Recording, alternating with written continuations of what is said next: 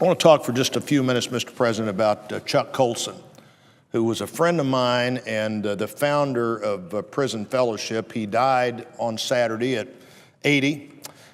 Before Chuck Colson was 40, he was a counselor to the President of the United States, Richard Nixon.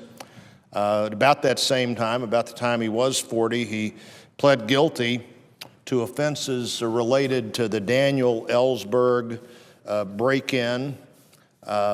And when he did that, I'm told, even though his lawyers advised him not to plead guilty at that moment, he said the pleading guilty was quote, the price I had to pay to complete the shedding of my old life to be free to live the new life. In June of 1974, he began to serve his prison sentence. And what was the new life? In August of 1973, Chuck Colson's good friend Tom Phillips had counseled with him, and that was the moment that Chuck Colson said he decided that his life would be led as a Christian, that he'd surrendered his life to the Christian view, to the Christian belief. He told me personally at one time that it was T.S. Eliot's writings, Mere Christianity, that then later became the intellectual basis for his faith, but his faith initially was he needed more than he clearly understood he had, and he found that in his faith. It was an active faith. Mr. President, I'm constantly amazed that an active God can take the bad decisions that people make, and while God wouldn't have wanted those to be the decisions people make, the founding of Prison Fellowship and the impact it had on so many other lives. 20 years ago, I became the first chairman of Missouri Prison Fellowship as Chuck Colson was reaching out, trying to see how this idea could become an idea that would sustain itself and perhaps in the future within states.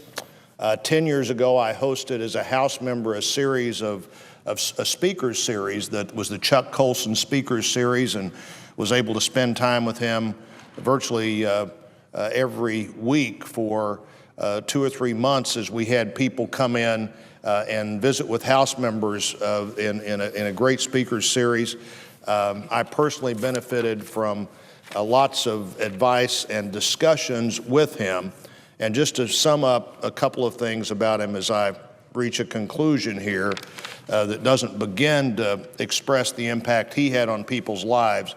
He founded Christian Fellowship Ministries in 1976. He founded Justice Fellowship in 1983.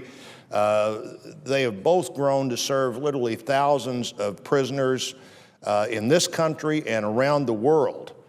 Prisons around the world saw Chuck Colson walk into them as well to try to help people. In 1993, he won the Templeton Prize for Progress in Religion, and in 1994, he was instrumental in drafting the publication and publishing a document called Evangelicals and Catholics Together.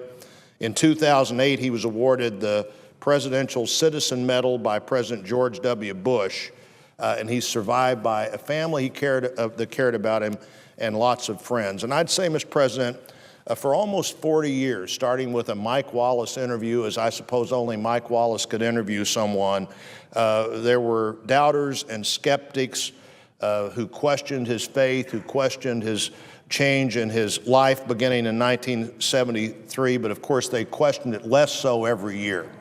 And I would say here in 2012 that Chuck Colson passed any test about who he had become. The test is both passed, and P-A-S-S-E-T and P-A-S-T is passed and passed. The race is won. Lives continue to be changed. And I would just say, Mr. President, thank God for Chuck Colson, and I thank my good friend from Vermont for giving me a few moments here on the floor.